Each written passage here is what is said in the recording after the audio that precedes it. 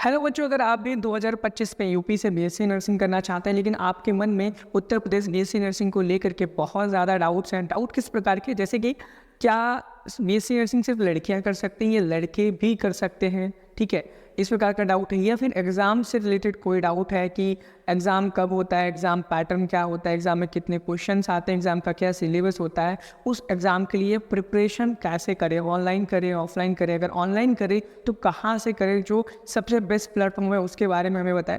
इन सभी चीज़ों के बारे में डिटेल में हम बात करने वाले हैं। चैनल पर नए हैं तो चैनल को सब्सक्राइब ज़रूर कर देना, क्योंकि आपको यहाँ पर बहुत ही अच्छी जानकारी हम देने वाले हैं। देखो, सबसे पहले बच्चों को बता दें कि आपका जो ये एंट्रेंस एग्ज़ाम है, उस एग्ज़ाम का नाम यूपी नेट है, यानी कि Uttar Pradesh common nursing entrance test. अगर यानी कि आपको यूपी से बीएससी नर्सिंग करना है, चाहे वो प्राइवेट से करना है चाहे वो गवर्नमेंट से करना है, तो आपको इस एग्ज़ाम को देना कंपलसरी हो जाएगा। जिस प्रकार से अगर आप नीट एग्ज़ाम देने के बाद भी एमबीबीएस कर सकते हो, उसी सेम प्रकार से अगर आपको बीएससी नर्सिंग करना है, चाहे वो प्राइवेट से करना है चाहे वो गवर्नमेंट से करना है, तो आपको यूपी नेट नाम का एंट्रेंस एग्जाम देना पड़ेगा। बच्चों, ये एग्ज़ाम एबीवी यूनिवर्सिटी कराती है, जो कि लखनऊ में है, यानी कि अटल बिहारी वाजपेयी मेडिकल यूनिवर्सिटी, जो कि लखनऊ में उपस्थित है, ठीक है।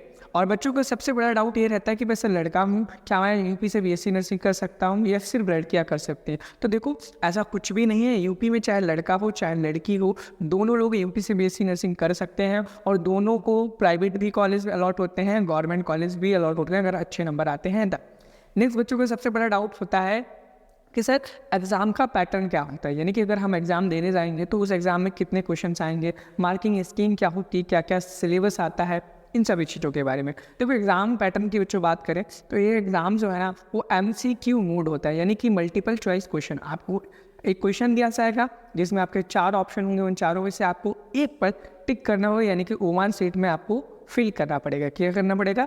OMR में फिल करना पड़ेगा। नेक्स्ट बच्चों का सवाल होता है कि सर उस एग्ज़ाम में टोटल कितने क्वेश्चंस आते हैं? तो मैं बता दूं बच्चों, इस एग्ज़ाम में टोटल 200 क्वेश्चंस आते हैं। कितने आते हैं? 200 क्वेश्चन आते हैं, और हर क्वेश्चन 1 नंबर का होता है, यानी कि टोटल 200 क्वेश्चन अगर हैं और एक क्वेश्चन 1 नंबर का है, तो टोटल आपका 200 मार्क्स का पेपर हो गया। वहीं पर नेक्स्ट बच्चों का डाउट होता है, ठीक है सर आपने हमें एग्ज़ाम पैटर्न बता दिया, MCQ होता है, ठीक है, कौन कौन से सब्जेक्ट आते हैं, उन सब्जेक्ट में क्या क्या सिलेबस रहता है। देखो, इस एग्जाम में अगर सब्जेक्ट की बात करें, इस एग्जाम में आपको टोटल 5 सब्जेक्ट को देखने को मिलेंगे। कितने सब्जेक्ट देखने को मिलेंगे? 5 सब्जेक्ट देखने को मिलेंगे। पहला फिजिक्स, दूसरा केमिस्ट्री, तीसरा बायोलॉजी, चौथा इंग्लिश, 5वां नर्सिंग एप्टीट्यूड। नर्सिंग एप्टीट्यूड एक ऐसा सब्जेक्ट हो जाता है बच्चों के लिए जिस सब्जेक्ट को बच्चों ने कभी नहीं पढ़ा होता है। फिक्र नहीं करिए, उसकी भी हम आपकी व्यवस्था कर देंगे कि कैसे आप नर्सिंग एप्टीट्यूड को पढ़ सकते हैं। और सिलेबस की बात की जाए तो जो चीज़ आप क्लास 12th में पढ़ करके आए हो, मेजोरिटी 80% है।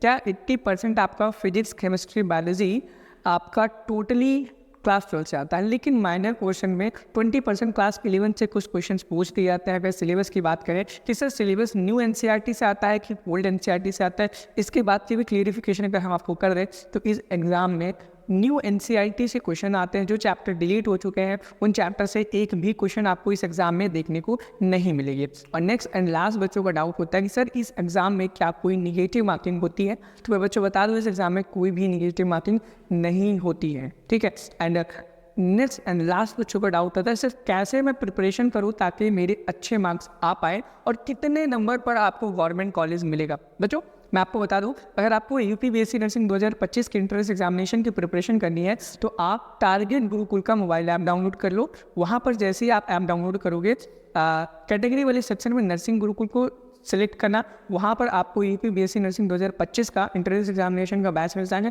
जहाँ पर आपको अलग अलग टीचर अलग अलग सब्जेक्ट पढ़ाते हुए मिल जाएंगे, फिजिक्स, केमिस्ट्री, बायोलॉजी।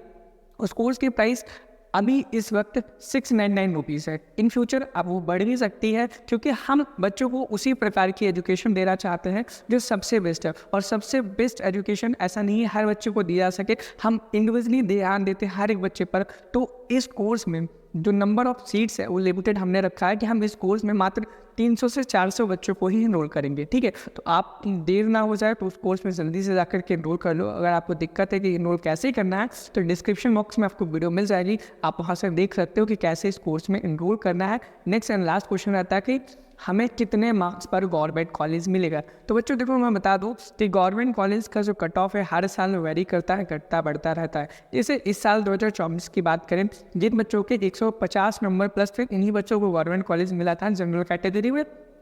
वहीं पर ओबीसी कैटेगरी में 142 नंबर प्लस पर गवर्नमेंट कॉलेज मिला था और एससी पर 131 नंबर प्लस बच्चों को गवर्नमेंट कॉलेज मिला था। तो आपने देख ही लिया होगा कि कितनी ज़्यादा हाई कट ऑफ रहती है। इस हाई कट ऑफ से बचने के लिए बच्चों आपको प्रिपरेशन करनी पड़ेगी, पढ़ाई करनी पड़ेगी, तभी जा करके आपका एग्ज़ाम निकलेगा। ठीक है, और प्रिपरेशन करने के लिए क्या करना है, टारगेट गुरुकुल का मोबाइल ऐप डाउनलोड करना है, डिस्क्रिप्शन बॉक्स में लिंक मिल जाएगा, पढ़ाई स्टार्ट कर दो क्योंकि समय बहुत कम बचा है। कोई और दिक्कत परेशानी हो कमेंट सेक्शन में मुझे बता देना, हम उसका ज़रूर रिप्लाई करेंगे। मिलते हैं नेक्स्ट वीडियो में। Thank you, have a nice day, bye bye.